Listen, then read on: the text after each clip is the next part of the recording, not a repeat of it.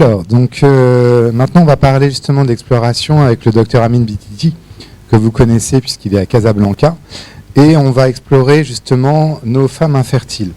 Donc moi je vais faire la version plus gynéco-endoc, et Amin nous parlera plus du regard chirurgical, puisque là encore, chacun est spécialisé dans un domaine, et donc c'est important d'avoir l'avis de tout le monde pour travailler.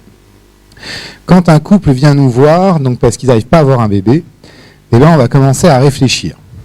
Mais comme on l'a dit, on ne réfléchit pas tout seul, il faut réfléchir en binôme, chacun son patient, donc l'homme va être exploré par l'urologue et le gynéco va explorer la femme. Parce que la PMA, c'est comme n'importe quel sport, il faut d'abord s'entraîner. Avant de se lancer dans un marathon, on va commencer par bien se préparer et c'est comme ça qu'on va y arriver. Pour l'évaluation de la fertilité de la femme, on a plein de choses.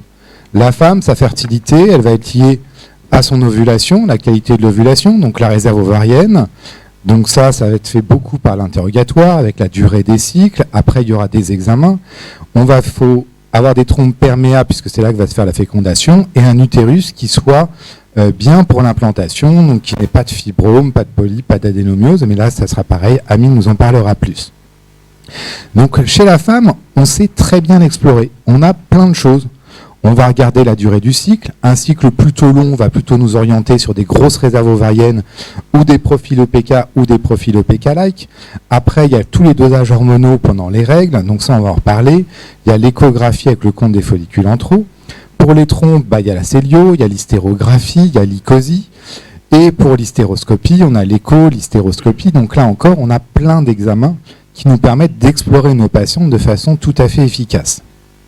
Après, on peut rajouter aussi un autre facteur, souvent qui ne fait pas partie du bilan initial, mais c'est l'immunologie, où on va en parler. Donc, la première partie de la consultation, c'est un interrogatoire qui est très long. On va y revenir régulièrement, mais c'est un interrogatoire où on va lui poser plein de questions. Est-ce qu'elle a déjà eu des grossesses? Est-ce qu'elle a fait des fausses couches? Est-ce qu'elle a déjà eu des opérations? Est-ce qu'elle a des accouchements? Est-ce qu'elle a eu des voies basses, des césariennes? Est-ce qu'il y a eu des hémorragies où il a fallu aller faire chercher le placenta?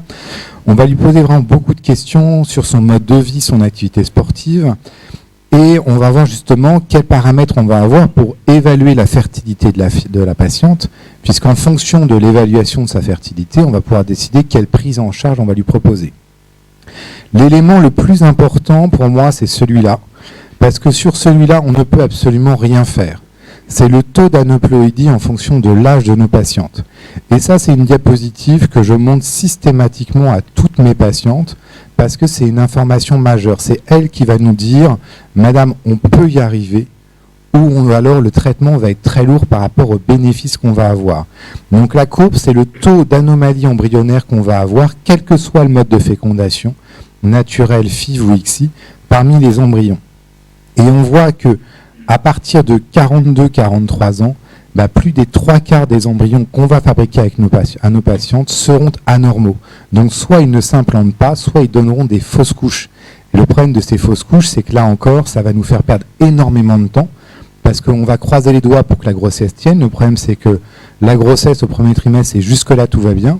On peut avoir une écho parfaite à 7 semaines, et à 10 semaines, avoir une fausse couche. Donc après, il faut attendre que l'évacuation du sac se fasse, que les cycles reprennent, qu'on vérifie la cicatrisation de la cavité.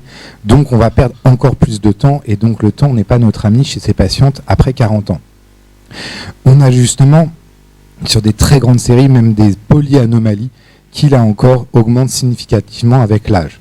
Maintenant, on sait que ces anomalies ne sont pas liées au mode de stimulation qu'on va avoir. Qu'on récupère un ovocyte ou 25, ce taux d'anomalie est constant, ce qui nous pousse justement à aller vers des stimulations le plus fortes possible chez ces patientes, mais encore faut-il qu'elles aient les réserves ovariennes qui vont avec, puisqu'après 40 ans, en général, on a une réserve ovarienne qui baisse, avec un compte des follicules en trop qui va être plus bas, et une AMH qui va être plus basse.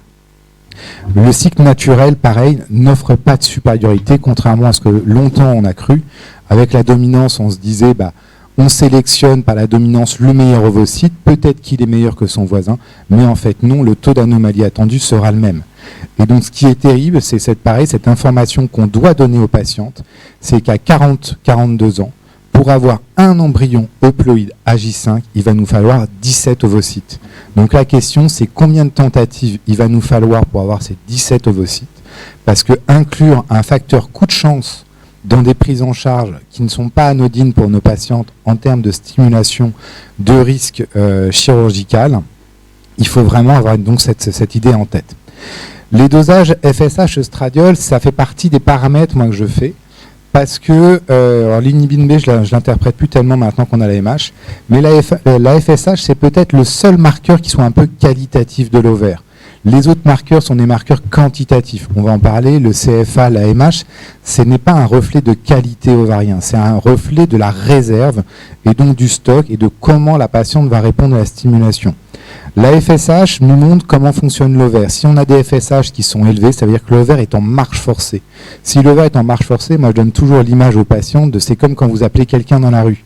Votre maman vous a dit on ne crie pas dans la rue, donc au début on appelle la personne doucement, mais comme la personne ne vous entend pas, ça vous énerve, vous allez crier de plus en plus fort. Si le cerveau en est à crier sur l'ovaire pour le faire fonctionner, ça veut dire que l'ovaire est déjà un peu sourd et fonctionne moins bien. Après, il y a des variabilités de FSH très importantes parce que votre recrutement n'est pas toujours le même. On a vu qu'on avait toujours des ovocytes normaux, quel que soit l'âge, sauf que les mois où il n'y en a pas, vous aurez une FSH élevée. Par contre, il y a des mois où vous allez avoir un bon ovocyte qui va sortir, donc un beau follicule, donc qui peut réagir sur une FSH beaucoup plus basse. Donc c'est pour ça qu'il faut toujours considérer plusieurs doses de FSH pour pouvoir donner un pronostic à la patiente. C'est-à-dire pour lui dire que effectivement, à 42 ans, sur 12 cycles, vous en aurez probablement 10 qui ne seront pas bons, avec une FSH un peu haute, mais il y en a 2 qui peuvent avoir une FSH basse, parce que c'est sur ces 2 cycles-là, vous avez justement une ovulation qui était plutôt de bonne qualité. L'AMH, tout le monde est d'accord pour dire que c'est corrélé à la réponse à la stimulation et qu'il ne faut pas considérer la fertilité naturelle de nos patientes sur l'AMH. On peut avoir une AMH basse et être une ultra fertile, et on peut avoir une AMH parfaitement normale et être totalement infertile. Ça, tout le monde est unanime, c'est des vieilles publications. Les seuls qui avaient trouvé un effet sur la grossesse, c'était 2 études. Sauf que ce qui était très intéressant, c'est qu'en fait, les groupes comparés n'avaient pas le même âge. Donc, à part nous montrer l'effet de l'âge sur la fertilité et l'obtention de la grossesse, en tout cas, ce n'était pas l'AMH. J'ai toujours été surpris que ces publications arrivent à ces conclusions-là. Le compte des follicules, c'est pareil. C'est quantitatif, c'est une vérité de la palisse. Si vous partez de 15 follicules, vous stimulez bien, vous pouvez avoir 10 ovocytes. Vous partez de 4 follicules, vous n'aurez pas 10 ovocytes. Donc logiquement, c'est ça qui va vous dire si vous allez avoir une réponse à la stimulation qui est intéressante. Donc c'est corrélé uniquement au nombre d'ovocytes, ce n'est pas corrélé à la qualité de l'ovocyte, à sa capacité à nous donner un embryon euploïde, à nous donner une grossesse. Le compte des follicules est relativement stable au cours du cycle et entre les cycles, avec une tendance bien entendu à la baisse avec le temps. Maintenant, c'est un examen qui est opérateur dépendant, qui est machine dépendant, qui donc nécessite d'être fait de façon méthodique, et c'est ça qui va apporter une vraie valeur au compte des follicules en trop. Après, c'est un examen qui a quand même une durée d'apprentissage qui est courte, où quand on apprend à faire les échos, logiquement, on devient rapidement intéressant. Plusieurs cut-offs avaient été proposés, donc avec un seuil à 1,36 pour définir 4 follicules, 8 follicules, 10 follicules, donc pour définir l'hyporéponse et l'hyperréponse. Maintenant, là encore, comme l'AMH, ce n'est pas corrélé à la qualité. C'est-à-dire que vous pouvez avoir une patiente jeune de 32 ans qui a 4 follicules, cette patiente, il ne faut pas lui dire « Madame, vous ne serez jamais enceinte », c'est totalement faux. Vous pouvez avoir 4 follicules et vous pouvez être parfaitement fertile, puisqu'en cycle naturel, que vous en ayez 4, 8, 12, 15, il n'y en a qu'un qui ovule. Et éventuellement, ces patientes-là peuvent être des bonnes candidates pour des traitements type insémination, où votre cible va être justement 2-3 follicules. Maintenant, là encore, on en parlera plus tard, à partir de chez ces patientes-là surtout, c'est là qu'on va avoir besoin justement d'une optimisation de la prise en charge masculine. Donc c'est des informations qui sont importantes à donner aux patientes parce que souvent, très souvent en tout cas en France, moi j'ai des patientes qui arrivent, qui ont des AMH basses, à qui on a dit « Madame, vous n'aurez jamais d'enfant ». Et donc ça, c'est pas possible à entendre chez des femmes jeunes à AMH basse. C'est l'âge qui va quand même rapporter la vraie priorité sur le pronostic de cette patiente. Alors certes, 42 ans, une AMH basse, comme on a eu hier la question, c'est sûr que là, ça va être compliqué. Par contre, une patiente de 35 ans avec une AMH basse, elle peut tout à fait tomber enceinte. Par contre, effectivement, est-ce que c'est une bonne candidate pour la FIV? Je ne crois pas. Après, il y avait tout un débat sur quels follicules il faut compter, les 2, 10, les 3, 5, donc ça a été toute une discussion. Et enfin, on a eu une grande publication, parce qu'au début, c'est pareil, comment faire des méta-analyses à partir du moment où tout le monde ne considérait pas les mêmes nombres de follicules en cutoff, il y avait 4, 6, 8, 12, mais il y a eu ensuite une grande publication qui a enfin défini qu'est-ce qu'on devait faire. Donc on va compter les 2 10 mm, c'est ces follicules-là qu'il faut compter. On ne compte pas ceux qui sont inférieurs à 2 mm parce que de toute manière, ils ne seront pas réceptifs aux stimulations ovariennes par FSH. Et au-delà de 10 mm, le problème, c'est que quand vous avez un follicule à plus de 10 mm entre le 2e et le 5e jour du cycle, vous êtes sur une dominance précoce, donc c'est un signe d'insuffisance ovarienne. Et il recommande même de soustraire ce follicule-là au compte des follicules. Après, cette notion est discutable, puisque si on met des pré-traitements par agonistes ou Provamès, on peut réussir à régulariser la cohorte en empêchant l'élévation précoce de la FSH et à ramener nos follicules à des petites tailles.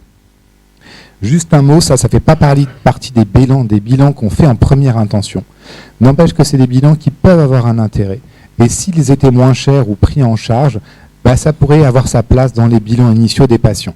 Le problème, c'est que ces tests sont très discutés, parce que notamment le MatriceLab, on n'a jamais eu de publication de série qui nous disait si c'était intéressant ou pas. Donc le MatriceLab, j'en parle après, c'est l'étude des cellules NK. Le ERA-test, il y avait eu quelques publications qui étaient sorties, qui étaient plutôt intéressantes. Maintenant, là encore, c'est un test qui vaut quand même 700 € non remboursé.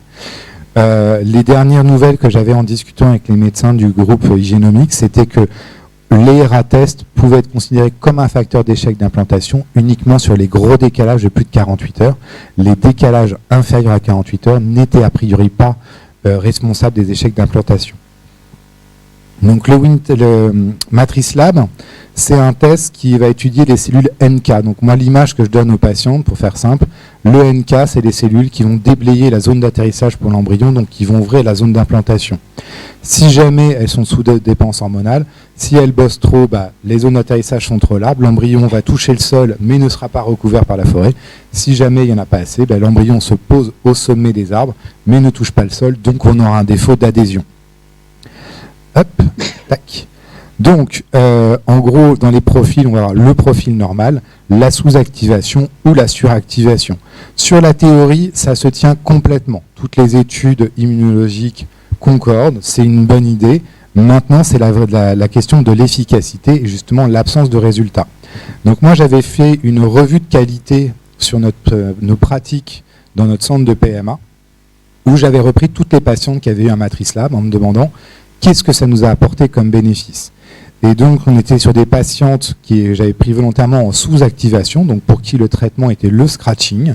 Et donc, ces patientes, en moyenne, elles avaient 35 ans. Elles avaient eu en moyenne 6,7 embryons transférés avant qu'on fasse le MatriceLab. Donc, on était sur du vrai échec d'implantation. Ou alors, dans les faibles cas d'implantation, on avait eu des fausses couches, puisqu'on était à 7,5% d'implantation sur les protocoles de transfert classiques.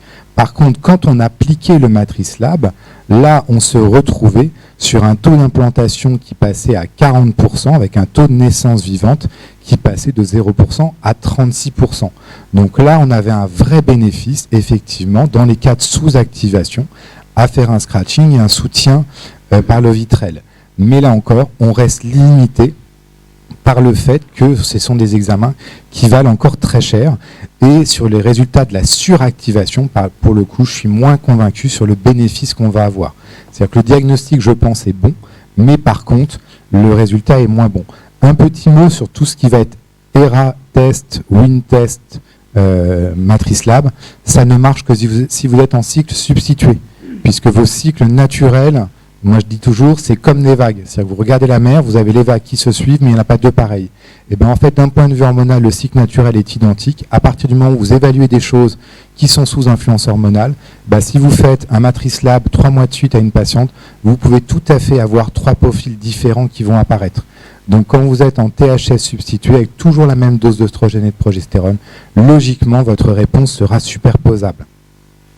Après, donc les questions des karyotypes, tout ça, là on est pareil dans des indications qui vont être spécifiques. Si à l'interrogatoire il y a des fausses couches à répétition, si elle a déjà un historique, à ce moment-là on va se poser quand même des questions de la génétique. Et les bilans, pareil, immunologie et thrombophilie, mais là encore, on est sur de la personnalisation du soin. Ces bilans-là vont dépendre de vraiment l'interrogatoire que vous allez faire aux patientes et en fait des réponses qu'elles vont vous apporter. Tout le secret pour moi de la fertilité, c'est de la personnalisation. C'est-à-dire qu'il ne faut pas travailler sur des protocoles standardisés. À chaque patiente aura une prise en charge qui va lui être propre. Donc là, on a exploré tout ça. Maintenant, ça c'est la première ligne d'examen. On a une deuxième ligne d'examen quand on sera dans des situations d'échec, où là on peut partir beaucoup plus loin. Mais il y a un point qui est très important aussi, c'est toute l'importance de l'hygiène de vie. C'est-à-dire qu'il faut interroger les patientes. On sait maintenant qu'il y a des facteurs qui sont fondamentaux sur la fertilité. Le sommeil est important, c'est-à-dire qu'il faut dormir la nuit, il faut avoir une activité physique régulière, il faut avoir une alimentation variée pour avoir les apports de tout ce dont on a besoin. On sait que l'obésité est un facteur de risque d'échec des prises en charge en traitement. Donc parfois, il faut corriger beaucoup de choses et dire aux patientes, si vous fumez un paquet par jour, moi je vous prendrai en charge que quand vous serez à 3 mois d'arrêt du tabac, parce qu'il vous faudra 3 mois, comme il y a 3 mois de recrutement folliculaire, pour éliminer l'effet du tabac. Donc il vaut mieux se décaler et réussir que de commencer demain et avoir 40% de chance d'échec pour vous faire une FIV pour rien, alors qu'on aurait pu tout changer si on attendait un peu. Donc moi, en gros, le bilan, c'est l'un des interrogatoires qui est poussé, où il faut savoir prendre le temps. Moi, une première consultation, c'est à peu près 1 heure pour les 2 membres du couple. Faire un bilan minimum avec l'écho, le compte des follicules, des dosages hormonaux, avec la TSH dont je n'ai pas parlé, mais la TSH, il faut qu'elle soit en dessous de 2,5. On a beaucoup de patientes qui ont des TSH qui sont dans les normes, donc elles ne sont pas en hypothyroïdie. Mais on sait que pour la fertilité, ça peut l'améliorer un petit peu. Je fais aussi beaucoup les anticorps de la thyroïde parce que c'est une pathologie qui est fréquente chez les femmes et que pareil, on sait que quand on a ces anticorps qui sont positifs, le risque de fausse couche est multiplié par 7. Alors que pour le coup, c'est un traitement léger à mettre en place puisqu'il suffit de mettre un petit peu d'hormone thyroïdienne pour réussir à réduire ce risque. Le reste va dépendre justement, l'hystérographie, l'hystéroscopie, de vers quel protocole je vais me diriger, est-ce que j'ai besoin des trompes. Et bien entendu, la mammo, c'est la plus de 40 ans. Maintenant, est-ce qu'on est prêt à démarrer ?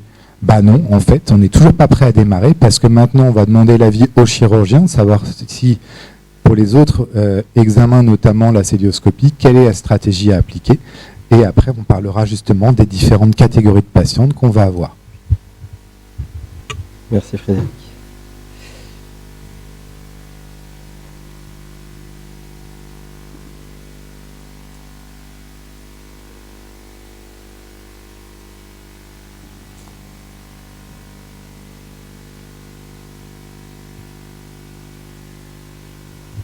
Alors, merci Frédéric pour ce topo et puis l'auditoire, mes amis, Dr Zahey, Dr Branoun et puis tous les urologues qui sont avec nous. Un plaisir d'être là.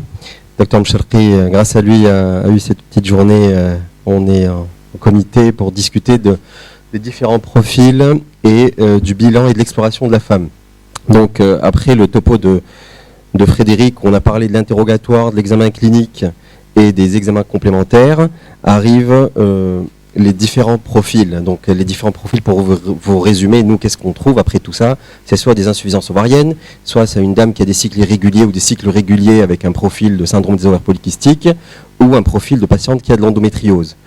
Donc bien sûr, avant de passer à la chirurgie, comme ce qu'il a dit, l'hystéroscopie va me permettre de voir, enfin l'utérus qui est l'organe d'implantation, il y a différents gènes qui rentrent en compte dans cette implantation-là, mais nous, pour l'instant, on ne fait pas de recherche sur tous ces gènes-là, mais on se contente d'une recherche macroscopique, qui est l'hystéroscopie, donc l'hystéroscopie qui peut avoir lieu en consultation, donc avec une tubulure, du sérum physiologique, et en vaginoscopie, ça nous permet de voir les ostiums et la cavité. Ça nous arrive de faire le scratching, bien sûr, quand il le faut. Donc, ce qu'on sait, c'est que une fois que l'échographie elle est normale, il y a 11% de chances de trouver des polypes, des fibromes, un syndrome de Synéchie, un septum intratubaire.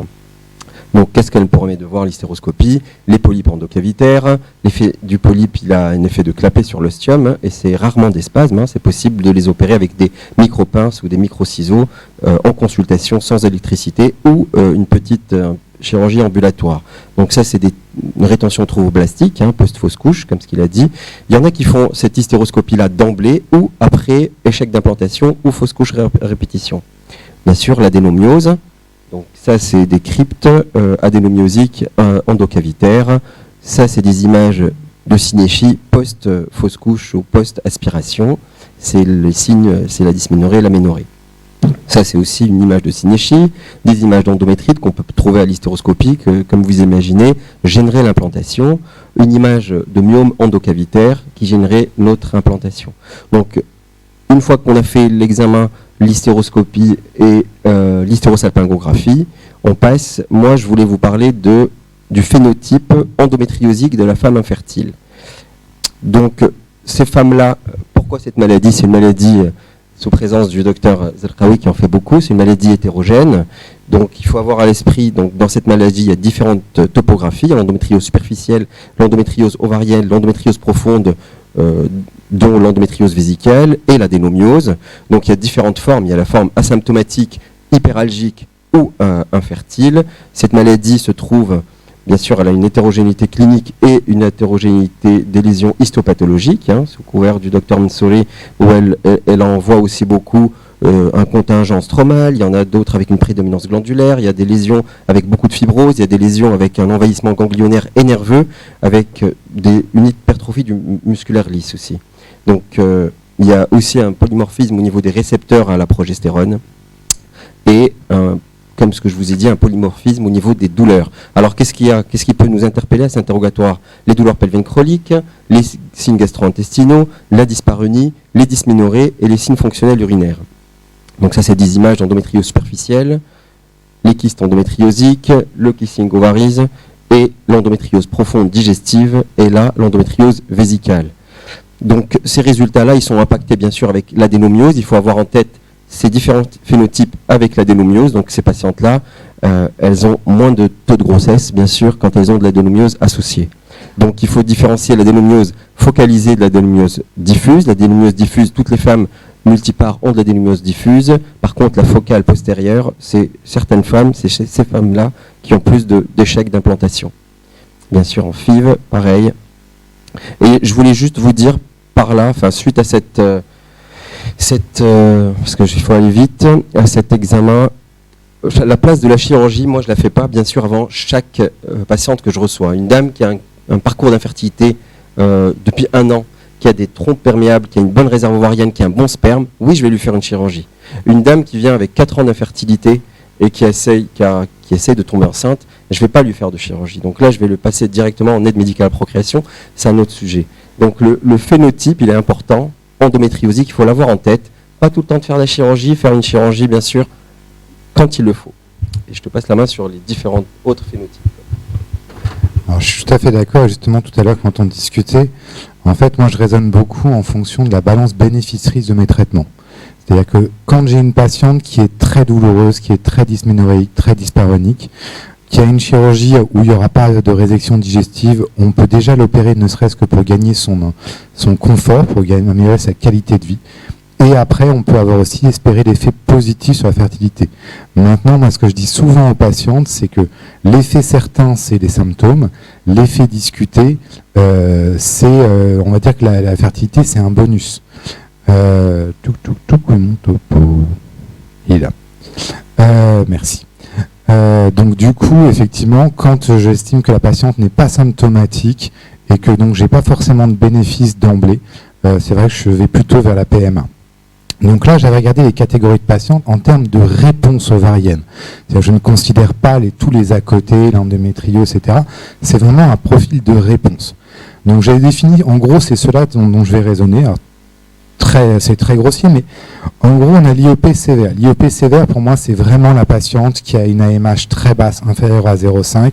On a déjà une FSH qui commence à monter, on a très peu de follicules. Après, il y a l'IOP, pas encore très sévère, on est entre 0,5 et 1 d'AMH. On a comme 8 follicules, on a une FSH qui reste dans la norme. Après, il y a la normorépondeuse. Après, il y a le vrai profil ovaire polykystique, qui est spagnoménorrhéique, avec le surpoids, avec une grosse AMH, un gros CFA. Et il y a mon petit cauchemar, qui est l'OPK maigre, où en général, c'est des patientes souvent qui ont un antécédent d'anorexie mentale, extrêmement sportives, extrêmement fines, qui ont des réserves ovariennes qui sont monstrueuses. Et autant l'ovaire polykystique en stimulation va avoir une réponse qui va être forte, mais très linéaire, autant les OPK maigres vont avoir des réponses explosives sur la toute fin de stimulation, avec des risques d'hyperstimulation qui sont très sévères. Et autant l'ovaire polykystique, on sait que la qualité ovocytaire est plutôt bonne, pas loin de celle des normorépondeuses, mais chez les OPK maigres, on a souvent des altérations ovocytaires associées à ce profil-là. Donc après, en fonction du profil, on va avoir différents types de prise en charge. L'IOP très sévère, hélas, ça ne sert à rien d'aller à la FIV. Je veux dire, l'AMH nous dit qu'elle ne va pas répondre, même si on la stimule à 450 d'unités d'HMG ou de FSH, on n'aura pas de réponse. On en fera peut-être pousser 1, voire 2, mais dans ces cas, ça ne sert à rien de stimuler cette patiente. Éventuellement, c'est soit expectative et espérer une fertilité naturelle, parce qu'on ne sait jamais, ça peut toujours marcher. Ou alors, on peut essayer de faire des FIV en cycle naturel en étudiant la cinétique de la FSH, c'est ce que je vous disais tout à l'heure, pour essayer de repérer s'il y a des bons cycles et essayer d'aller chercher cet ovocyte-là, mais ça marche quand même pas souvent. Ou alors le don d'ovocytes. Les IOP qui sont un peu moins sévères, c'est des bonnes candidates, surtout si elles sont jeunes, à la fertilité naturelle. Donc les rapports monitorés, les inséminations, parce que comme je vous dis, on va avoir une cible à 2-3 ovocytes quand on est en insémination. Ça, elles sont tout à fait capables de le produire. Et en cas d'échec, on peut se poser la question de tenter la FIV. La normorépondeuse, selon le bilan du mari, selon l'état des trompes, on peut faire du naturel ou du in vitro. L'OPK, c'est pareil, ça va être soit on essaye de la faire ovuler avec coup de clomide, de létrozole, de petites doses si on arrive à la contrôler pour le rapport naturel, ou la FIV. L'OPK maigre, c'est des patients personnellement, j'ai jamais réussi à les faire démarrer facilement à coup de clomide, à coup de létrozole. Dès qu'on les stimule, on leur dit bonjour, elles partent en hyperstime. Donc ça va plutôt être des prises en charge qui vont être FIV. Pas d'emblée, il faut quand même tester une fois de temps en temps, quand même essayer, mais globalement ça se finit en FIV. Donc en tout cas, toutes ces prises en charge-là, elles ont un point commun, c'est hyper important qu'on ait une optimisation du sperme. Parce que quand on est sur des patients d'IOP, si on a la chance d'avoir un bon ovocyte, autant qu'on ait maximisé toutes les chances que cet ovocyte féconde et donne un bébé. Quand on est sur des profils OPK, OPK-là, et c'est des stimulations qui ne sont pas sans risque pour les patientes, on a des réponses très fortes. Alors maintenant, on déclenche au décapeptile, sauf que même sous des cas, on peut avoir des hyperstimulations majeures. Il y a des risques de post-ponction avec des hématomes, avec des ruptures de coque ovarienne, des hémorragies ovariennes, sans compter tout ce qui va être plus classique sur les ponctions, les plaies digestives, les plaies vasculaires. Donc là encore, si on a la chance d'avoir des ovocytes, autant qu'on ait le maximum de qualité embryonnaire et d'embryons de bonne qualité pour se dire qu'on n'a pas à y retourner. La dame, on lui fait prendre un risque une fois, mais on ne va pas lui faire prendre de risque 4 fois. Et même chez les normorépondeuses, en fait, quand on les prend bien en charge, on sait qu'on peut augmenter jusqu'à 40% nos taux de grossesse sur une bonne prise en charge andro, sur un sperme qui est bien préparé. Donc, conclusion, il faut vraiment bien explorer nos couples. Ça prend du temps, il faut le faire. Mais moi, ce que je dis toujours aux patientes, c'est on va avoir 2 objectifs. C'est que le temps qu'on va perdre dans les explorations, on va le regagner après parce qu'on sera beaucoup plus efficace sur votre prise en charge. Et surtout, avec une bonne prise en charge et une bonne exploration, il y a plein de facteurs qu'on peut corriger, comme l'a dit Amine, l'endométriose, les histoires de synéchie, de cloison, de fibrome. Le monsieur, on peut l'améliorer, on joue sur l'hygiène de vie, on peut essayer de restaurer une fertilité naturelle chez le couple de façon à ce qu'il n'ait en fait jamais besoin de nous en PMA. Donc le temps perdu au départ sera gagné à la fin. Et là encore, tout le monde a sa place, les urologues, andrologues, les chirurgiens gynécos et les gynécos de fertilité. Et je vous remercie.